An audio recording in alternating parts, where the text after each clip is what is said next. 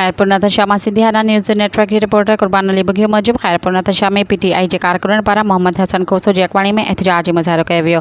मुज़ाहिरे खे ख़िताब कंदे अगवाणनि चयो त इमरान ख़ान के बेगुनाह जेल में रखियो वियो आहे, हुन खे फौरी तौर ते आज़ाद कयो वञे। हुननि वधीक चयो त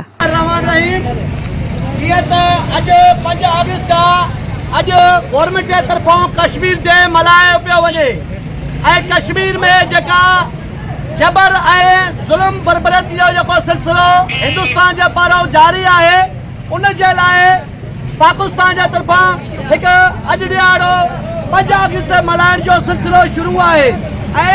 ख़ुसूसन अॼु के ॾींहं ते 144 कलम नाफ़िज़ किया विया आहिनि। असां गवर्नमेंट के ॿुधाइण था चाहियूं ऐं सुञाण करण था चाहियूं, छा ही इमरान खान तव्हांजे मुल्क जो माण्हू न आहे? जेकॾहिं तव्हांजे मुल्क जो 18 करोड़ माण्हू जे दिलनि में जाइ करण वारो इमरान खान आहे त पोइ फौरन इमरान खान खे अॼोके ॾींहुं आज़ाद कयो वञे ऐं 144 कलम जेका तव्हां नाफ़िज़ कई आहे उहा फौरन ख़तमु कई वञे, जेका कश्मीर जे इन ज़ुल्म बरबरती जे ख़िलाफ़ इहो जेको 144 कलम लागू कयो वियो आहे। इमरान खान पंहिंजी जंग विड़ी रहियो आहे, पंहिंजी जंग न पिया विड़े। जेकॾहिं पंहिंजी जंग विड़े हा त कई ॾींहं आज़ाद थी वञे हा।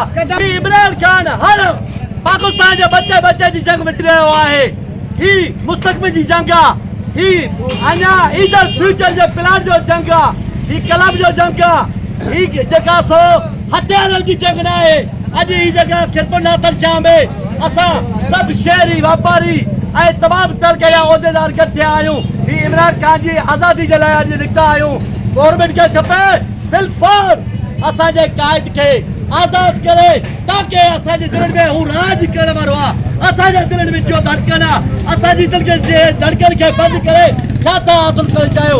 ही आवाम जी हिकु ताईद करे छॾियो आवाम त इमरान खान खां सवाइ असां नथा रही सघूं, मगर इमरान खान हक़ीक़ी जमहूरियत ते बहाल करण जे लाइ ऐं कानून जी बालादस्ती लाइ जेको कदम खणी रहियो आहे ऐं विड़ी रहियो आहे।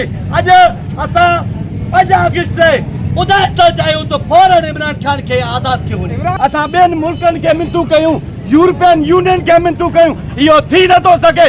असां पंहिंजनि खे चऊं था असांजो पंहिंजो वज़ीर आज़म असांखे वापसि खपे कहिड़े बि हाल में, ऐं बेगुनाह जेके बि माण्हू आहिनि उन्हनि खे बि आज़ाद कयो वञे।